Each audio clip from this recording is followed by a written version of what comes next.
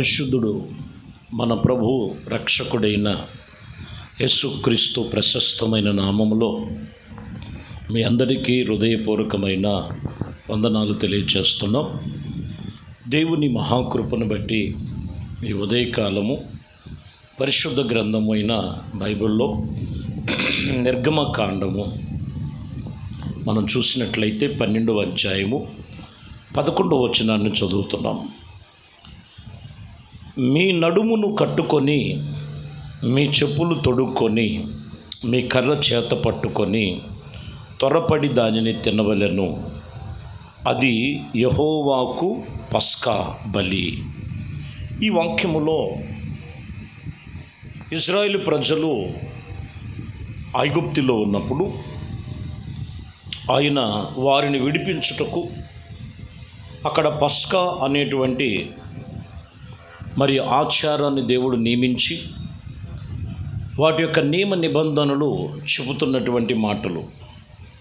అది వారు ఎలాగో అనుసరించాలి అనేది మనం చూస్తే, ఖచ్చితముగా నడుము కట్టుకొని, మీ చెప్పులు తొడుగుకొని, మీ చేత కర్ర పట్టుకొని త్వరపడి దానిని తినవలెనని చెప్పిన మాట. ఇందులో ఉన్న ప్రాముఖ్యమైన మాట నడుము కట్టుకొని.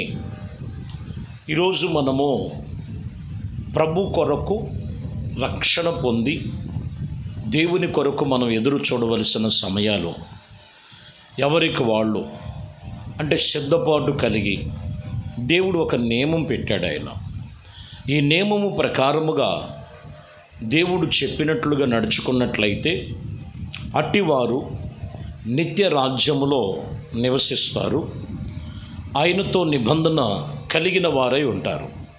ఈ వాక్యములు మనము గమనించినట్లయితే కొందరు నడుము కట్టబడినట్లుగా కనిపించట్లా. ఎందుకని అంటే కొన్ని రోజులు భక్తి చేసి తర్వాత భక్తిహీనతకు చోటిచ్చి, బలహీనతలకు చోటిచ్చి, లోపమునకు చోటిచ్చి, క్రీస్తు కొరకు నేను జీవించాలి, క్రీస్తు కొరకు నేను జీవించి ఆయన కొరకు నిబంధన చేసుకోవాలని నడుము కట్టిన వారి వలె వారు ఆత్మీయ జీవితం కట్టుకోలేకపోతున్నారు.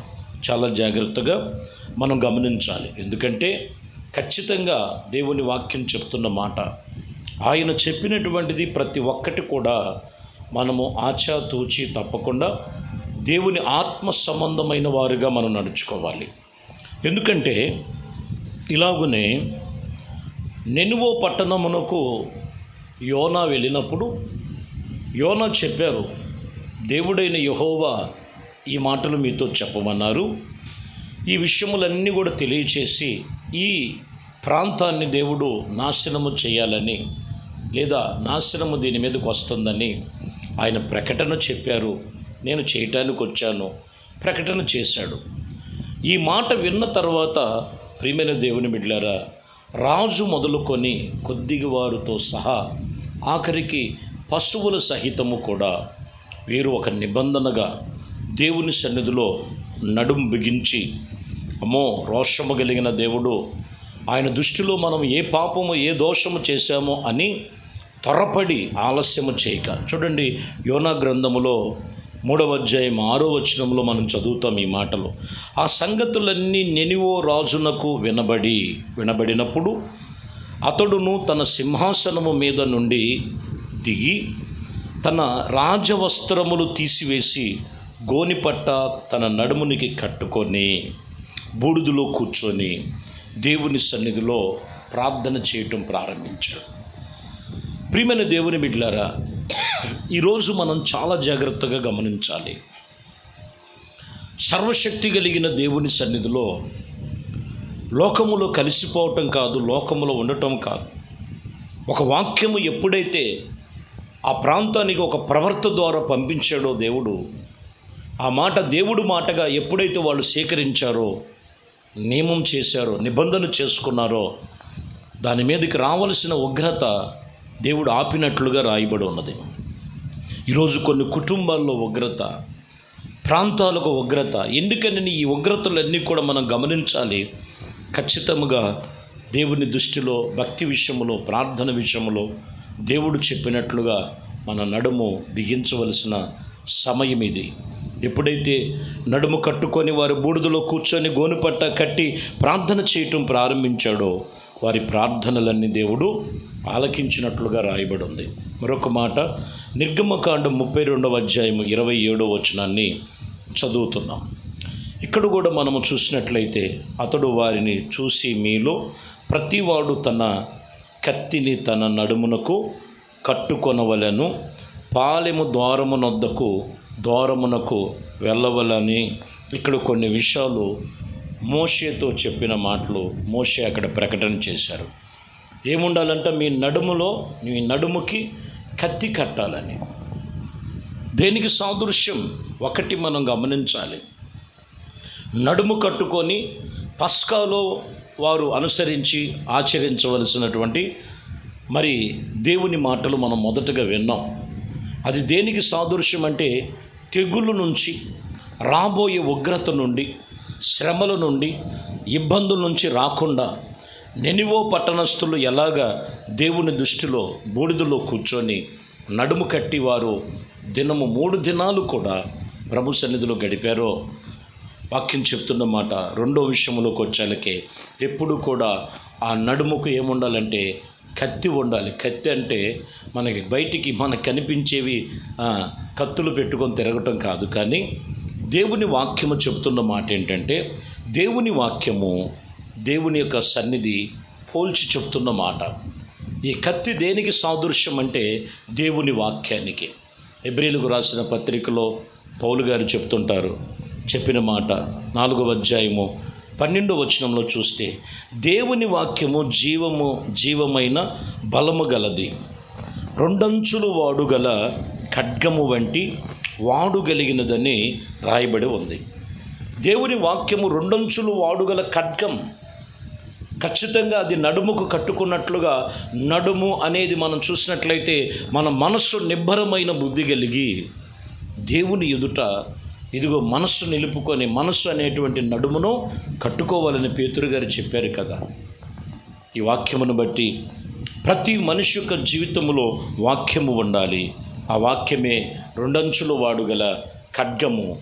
దేవుని వాక్యమును మనం ఎప్పుడూ కూడా ఆయన యందు భయభక్తులు కలిగి మనం అనుసరించి నడుచుకునేవారై ఉండాలి. 119వ కీర్తనలో 9వ వచనాన్ని మనం చదువుతున్నాం. యవనస్తులు దేని చేత తమ నడతను శుద్ధి చేసుకుందరు?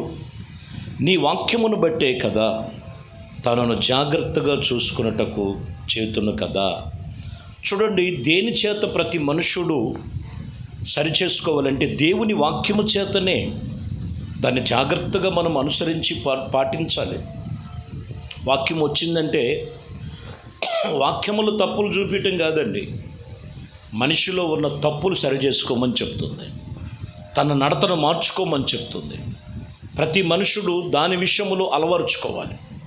వాక్యము విషయములో తమ జీవితమును కట్టుకొని, నాలో ఏ లోపం ఉంది, నా పిల్లల్లో ఏ లోపం ఉంది, నేను దైనందిన జీవితంలో వాక్యముతో నేను కంపేర్ చేసుకొని వాక్యము చేత తమ నడతను జాగ్రత్తగా అనుసరించి నడుచుకోవాలి. ప్రియమైన దేవుని బిడ్డలారా, ఇది లేకోకుండా లేఖనాలు సెలవిస్తున్నటువంటి మాటలు, ఇదిగో వారు కట్టబడిన నడుముగా దేవుని కొరకు నిబంధన చేసుకున్న వారుగా ఉండలేరు. అందుకని ఇక్కడ అంటున్న మాట, వాక్యము చేతనే తమ యొక్క నడతను, తన యొక్క జీవితమును సరిచేసుకునే విషయంలో జాగ్రత్త కలిగి ఉండాలి. ఎందుకంటే హెజ్కేలు గ్రంథములో, హెజ్కేలు 9వ అధ్యాయము 2వ వచనములో మనం చదువుతాం. ఇక్కడ కూడా మనము చూసినటువంటి మాటలను మనము గమనించినట్లయితే, ఇదిగో ధరించుకునే నడుమునకు లేఖనములు, ఇదిగో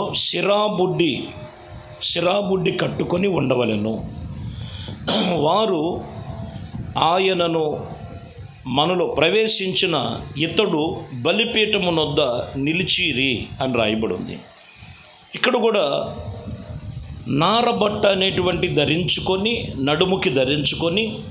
నడుముకి ఇదిగో లేఖనములకు రాయబడినట్లుగా అతను సిరాబుడ్డి అనేటువంటిది కట్టుకోవాలి. ఈ సిరాబుడ్డి దేనికి సాదృశ్యం? ఆ నారబట్ట దేనికి సాదృశ్యం అంటే చాలా జాగ్రత్తగా గమనించాలి. సిరాబుడ్డిని తీసి ఎప్పుడైతే ముద్ర వేశారో ఆ ముద్ర వేసిన వారిని ఎవరు ఎటువంటిది ఏమీ చేయకూడదు.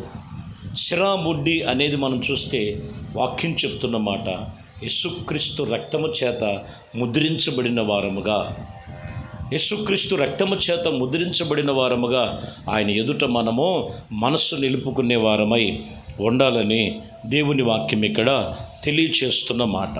అంటే శరీర సంబంధమైన వాటిని విడిచి పరిశుద్ధమైన జీవితమును జీవించే గుర్తు యేసుక్రీస్తు రక్తము చేత కడగబడిన వారు వీరు అనేటువంటి గుర్తు కలిగిన వారమై ఉండాలి. ఎఫెసీ పత్రికలో మనం చూసినట్లయితే 4వ అధ్యాయము మనం గమనించినట్లయితే 30వ వచనం, దేవుని పరిశుద్ధాత్మను దుఃఖపరచకుడి, విమోచన దినము వరకు ఆయన యందు మీరు ముద్ర వేయబడి ఉన్నారు.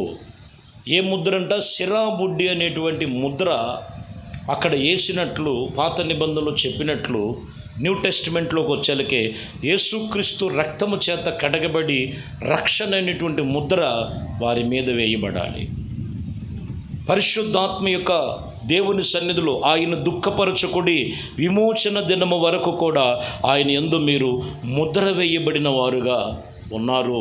మనం ముద్ర వేయబడిన వారముగా ఉండాలి. దేవుని వాక్యం చెప్తున్న మాట. ఖచ్చితంగా ఈ విషయాల్లో 4 సంగతులు మనం తెలుసుకుంటున్నాం. 1, ముద్ర వేయబడినటువంటి రీతిగా మనసు నిలుపుకోవాలి. 2ది, వాక్యం చెప్పినటువంటి రీతిగా ఏమై ఉన్నది మనం చూసినట్లయితే నారబట్టను ధరించుకొని ఇదిగో దేవుని వాక్యము చేత నిలబడి ఇదిగో ఆ వాక్యము చేత మనము సరిచేసుకొని ఆ వాక్యమే 2 అంచులు వాడుగల ఖడ్గమని వాక్యం చెప్తున్నమాట. కాబట్టి ప్రియమైన దేవుని బిడ్డలారా, ఈ విషయములో ఈ పూట వాక్యం చెప్తున్న విషయమును మనం గమనించి ఇదిగో మనము దేవుని యొక్క సన్నిధిలో నడుము కట్టబడిన వారమై దేవుని వాక్యం విషయములో ముద్ర వేయబడినట్లుగా పస్కాను ఆచరించే విషయములో దేవుడు వాక్యమును అనుసరించే విషయములో ఇదిగో ఒక నియమము ప్రకారముగా ఎప్పుడైతే వారు నియమించబడి ఉన్నారో వాక్యంలో రాయబడిన విషయంలో వారందరూ తప్పించబడ్డారు, నిత్య కానానులోనికి అడుగుపెట్టినట్లుగా రాయబడి ఉంది. ఈ లోకములో ఈ జీవన విధానములలో నానా విధమైనటువంటి ఎన్నో మాటలు నీ ముందు ఉన్నాయి. అవి కాదు, కానీ పరిశుద్ధ గ్రంథములో ఉన్న దేవుని వాక్యాన్ని నువ్వు విను, అవి అనుసరించు. ఆ వాక్యమును బట్టి నీ నడత మార్చుకో.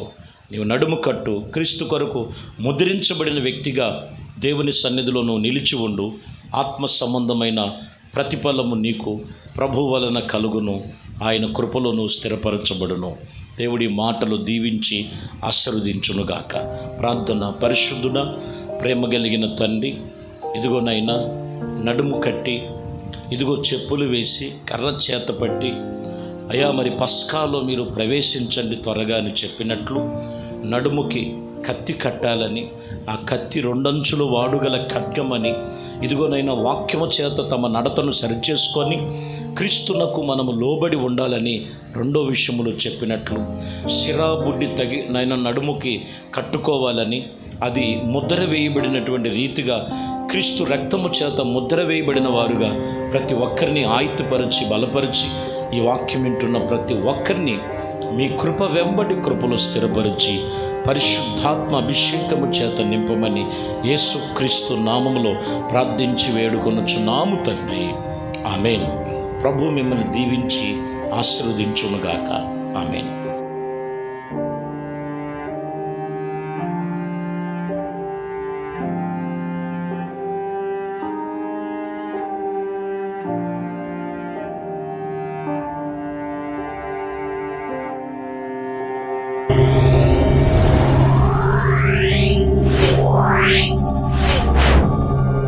Yeah.